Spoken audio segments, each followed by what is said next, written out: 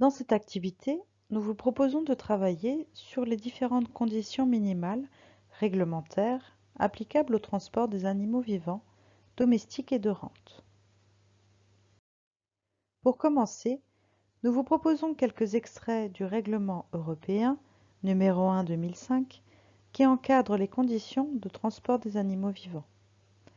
Ainsi, nul ne transporte ou ne fait transporter des animaux dans des conditions telles qu'ils risquent d'être blessés ou de subir des souffrances inutiles.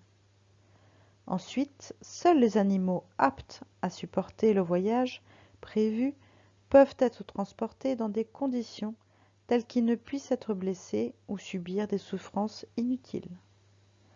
Enfin, les animaux blessés ou présentant des faiblesses physiologiques ou un état pathologique ne sont pas considérés comme aptes à être transportés.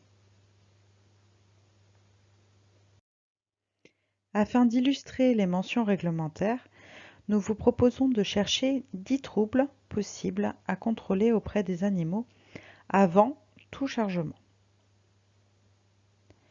Les termes qu'il fallait trouver sont boiterie, oculaire, plaie, hernie, prolapsus, cutané, gonflement, écoulement, respiration, comportement. Nous allons à présent expliquer ces 10 troubles sur les diapositives suivantes. Pour chacun de ces troubles, vous devrez choisir une illustration parmi celles proposées.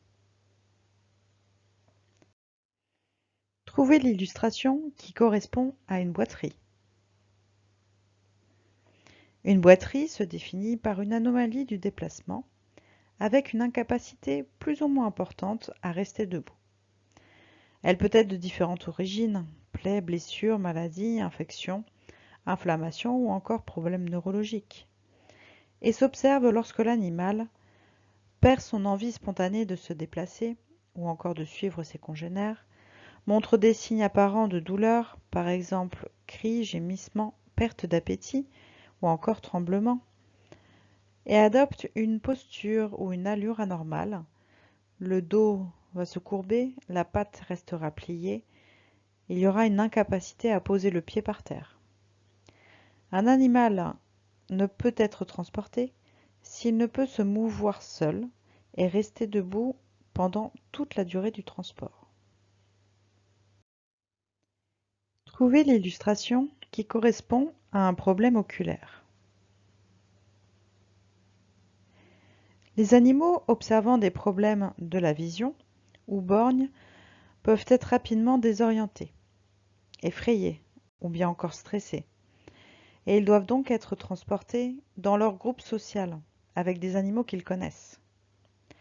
Lorsqu'un animal est aveugle, le risque durant le transport est extrêmement élevé. En toute logique, il ne doit pas être transporté, sauf exception, sous conditions très spécifiques établies par un vétérinaire. Trouvez l'illustration qui correspond à une plaie. Une plaie est une déchirure des tissus due à un accident causé par une blessure, une brûlure ou encore une intervention chirurgicale. Elle peut provoquer un saignement parfois important ou être suivie de complications infectieuses.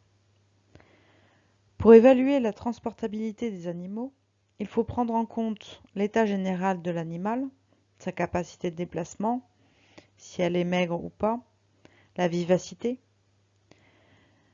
et regarder si la plaie est profonde ou sévère, si la plaie est petite ou superficielle, si la plaie est suffisamment cicatrisée ou non, ou encore si elle est multiple ou non.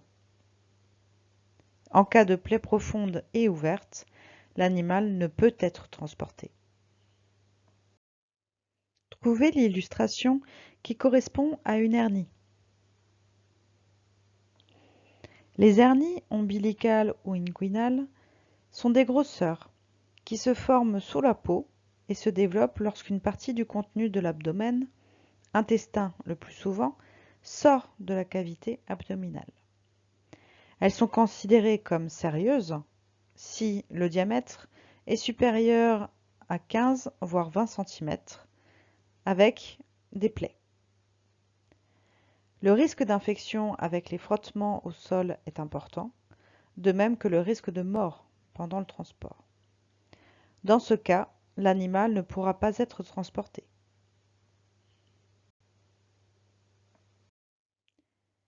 Trouvez l'illustration qui correspond à un prolapsus. Les prolapsus génitaux sont des pathologies fréquentes chez les femelles après mise bas. Souvent, ces problèmes sont bénins et correspondent à une descente de différents organes dans le vagin, exemple utérus, vessie, rectum. L'origine est diverse. Elle peut être génétique, liée à l'alimentation, liée au stress, à une mise bas difficile ou encore à une maladie. Le transport de ces femelles ne pourra se faire uniquement que si l'état général de l'animal est satisfaisant, après une semaine de soins effectués, en l'absence de signes de complications, par exemple suintement, plaies ouvertes, avec des boucles vaginales ne pouvant pas causer de blessures supplémentaires. Trouvez l'illustration qui correspond à un problème cutané. Des problèmes de peau peuvent être un symptôme de maladie et peuvent être contagieux. Les zoonoses, par exemple, sont des maladies transmissibles à l'homme. Ainsi, il faut prendre des dispositions de prévention pour évaluer l'état général de l'animal. On peut utiliser des gants, voire même des lunettes. Et on peut regarder l'existence d'odeurs anormales, de croûtes, de suintements, mais également l'état des lésions, si elles sont localisées ou étendues. Si l'état de l'animal paraît inquiétant, il ne sera pas transporté. Trouvez l'illustration qui correspond à un gonflement. Le gonflement, ou encore une tuméfaction, est un grossissement anormal externe d'une partie de l'organisme, souvent sous forme de bosses molles, et qui peuvent inclure des tumeurs. Pour le transport, il faut prendre des dispositions de prévention pour soi, en utilisant des gants, des lunettes, et regarder l'état général de l'animal, l'aspect de la grosseur, si elle est chaude, rouge ou encore douloureuse au toucher, l'impact de la grosseur sur l'animal, est-ce qu'il y a une posture ou une allure anormale de l'animal. En cas de signe inquiétant, l'animal ne pourra pas être transporté.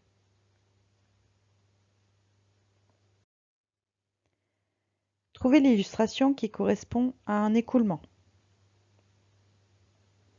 Un écoulement anormal peut être un symptôme d'infection, de plaie ou encore de maladie. Il s'agit de prendre en compte, encore une fois, l'état général de l'animal, mais également la quantité, la couleur et l'odeur de l'écoulement, ainsi que l'origine de l'écoulement, s'il vient de la bouche, du nez, de la vulve, du pénis, etc. En cas de signe inquiétant, l'animal ne pourra pas être transporté. Trouvez l'illustration qui correspond à une difficulté respiratoire. Les difficultés respiratoires peuvent indiquer de graves problèmes de santé, par exemple de maladies, infections, infestations ou encore malformations. Il faut pouvoir estimer l'état général de l'animal, mais également l'existence d'une détresse respiratoire, par exemple avec la bouche ouverte, la tête et le cou tendus vers l'avant, les pattes avant bien écartées, des signes de suffocation, de salivation. Le risque d'une détérioration soudaine de l'état de santé de l'animal entraînant la mort lors du transport est important. Ainsi, l'animal ne devra pas être transporté. Trouvez l'illustration qui correspond à un problème comportemental. Le comportement social d'un animal varie en fonction de l'âge, du sexe, de la race, mais aussi de l'expérience vécue. Un comportement anormal et des signes nerveux peuvent être associés à toute une série de problèmes de santé, dont certains sont difficiles à identifier. Il s'agit de surveiller un comportement de fuite, si l'animal est stressé ou énervé, si des symptômes de souffrance sont présents, s'il y a des risques pour la sécurité humaine. Un animal au comportement dangereux avant le transport risque d'être d'autant plus dangereux dans le véhicule. Ainsi, le risque d'accident est trop élevé et il ne devra pas être transporté. Dans certaines situations particulières, la réglementation précise les autorisations de transport des animaux vivants pour un animal malade ou blessé, dans la situation où le transport n'occasionnerait pas de souffrance supplémentaire, dans le cadre d'un programme de recherche, sous la supervision d'un vétérinaire suite à un traitement ou un diagnostic, ou encore suite à une intervention vétérinaire pour l'élevage, sans plaie grave. Encore pour un animal accidenté au cours du transport, après vérification du convoyeur qui va effectuer les premiers soins et vérifier l'aptitude au transport, et appeler le cas échéant un vétérinaire pour le faire intervenir en cas de déplacement d'urgence à l'abattoir, avec l'obtention d'un certificat vétérinaire d'information CVI, ou encore la mise à mort sur place. L'utilisation de sédatifs, qui se fait uniquement lorsque c'est pour le bien-être de l'animal, est sous contrôle vétérinaire. Également, le transport des femelles en lactation ou gestation, qui se fera en production laitière sans leur progéniture, avec une traite obligatoire toutes les 12 heures maximum, et les femelles en gestation jusqu'à 90% du temps de gestation et au moins après une semaine après mise bas, sauf exception pour les équins. Sur le terrain, avant chaque chargement d'animaux vivants, le convoyeur doit les contrôler. Le respect de leur bien-être est de sa responsabilité. Ainsi, nous vous proposons de classer des termes dans 3 catégories différentes.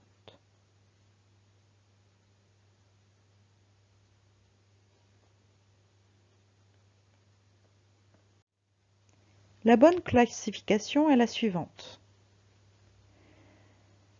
L'important est de bien vérifier avant le chargement que les animaux pourront se tenir debout tout au long du transport sans troubles graves qui pourraient s'aggraver pendant le trajet et engendrer des souffrances inutiles. Saignements importants, prolapsus, hernie, gonflement mal placé, etc. En cas de doute sur la transportabilité d'un animal, limitez au maximum les risques. Ainsi, évitez le contact avec les animaux à risque, isolez les animaux présentant des anomalies particulières, ne pas hésiter à appeler un vétérinaire, celui qui a déjà suivi les animaux de préférence. Ceci conclut cette activité.